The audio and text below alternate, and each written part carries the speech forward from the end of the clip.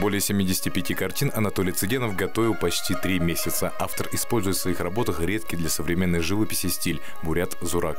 Корни этого жанра идут из Монголии и Тибета. Очень много отрабатывал именно рисунок, именно карандаш, именно выверенная линия, то, что является каркасом основы бурят-зурак.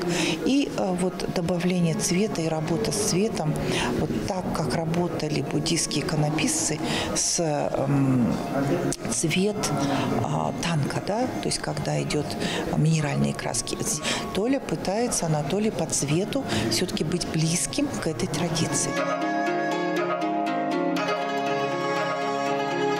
С этим стилем Анатолия Цыденова познакомила известный искусствовед и мастер буддийской живописи Нимацарен Дандокова. После он освоил азы в художественном училище Сайо в Улан-Баторе. В работах автора переплелись мифология и быт, где рядом с миром простого народа неизменно мир божеств. Выставку хотел бы посвятить памяти бурятских художников, иконописцев, которые в начале 1930-е годы, в начале 20 века рисовал не только танка буддийское божество, но на светскую тему.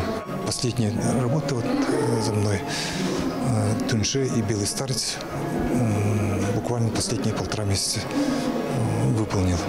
И вот старался применять цвета более мягче. Вот небо светлее, чем в монгольских танках, монгольских рисунках, монгольских картинах. И вот со временем постараюсь быть немного работы, чтобы немножко похоже было на наших бурятских мастеров.